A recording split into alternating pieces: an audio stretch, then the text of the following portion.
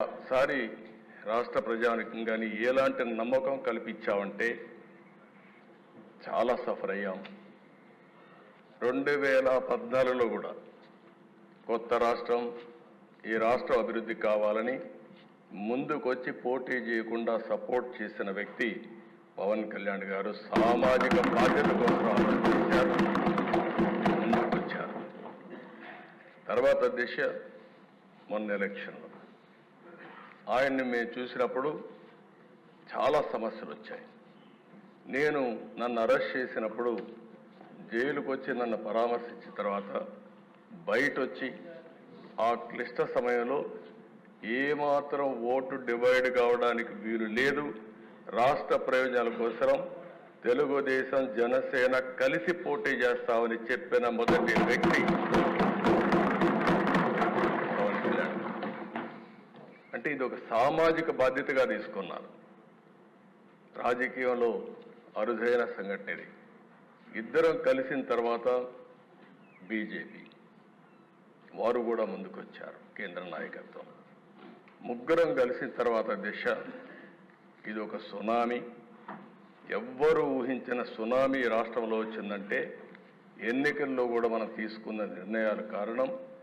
ఆ నిర్ణయాన్ని మళ్ళీ మనందరం కలిసి వారు ఒక మాట చెప్పారు, మనస్ఫూర్తిగా వినిపిస్తున్నా, ఈ రాష్ట్రాన్ని మళ్ళీ ఘాటిలో పెట్టి అన్ని విధాల అభివృద్ధి చేసే వరకు ఏమాత్రం ఆలోచించకుండా సమైక్యంగా ముందుకు పోవడానికి ఆలోచిస్తామని ఈ సభ ద్వారా రాష్ట్ర ప్రజానికాన్ని కూడా మేము ఒక హామీ ఇస్తున్నాం, చేస్తామని చెప్పి కూడా మీకు కూడా తెలియజేస్తున్నాను.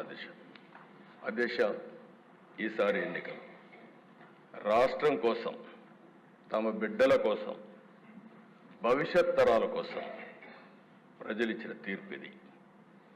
ఉపాధి కోసం వేరే రాష్ట్రాలకు వెళ్ళినటువంటి పేదవాళ్ళు వాళ్లే టిఫిన్ క్యారియర్ తీసుకొని వచ్చి ఓటేసి మళ్ళీ తిరిగి చెన్నైకో, హైదరాబాద్కో, బెంగళూరుకి వెళ్ళారు.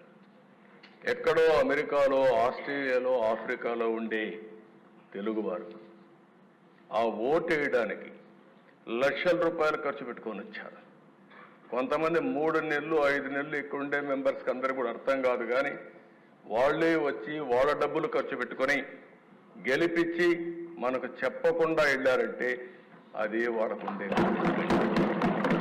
మన మెప్పు కోసం రాలా, కానీ రాష్ట్రం కోసం వచ్చారు. ఈ రాష్ట్ర భవిష్యత్తు కాపాడుతామనే ఆలోచనతో మనకు ఓట్లేసి తిరిగి వెళ్ళారు.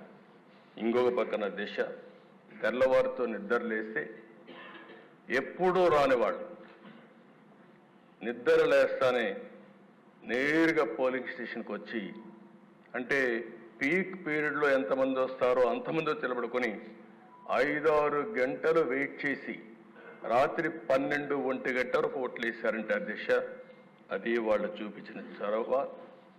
వాళ్ళందరికీ నేను ఈ సభ ద్వారా, మీ ద్వారా శిరస్సు వంచి పాదాభివందనం చేస్తున్నాను.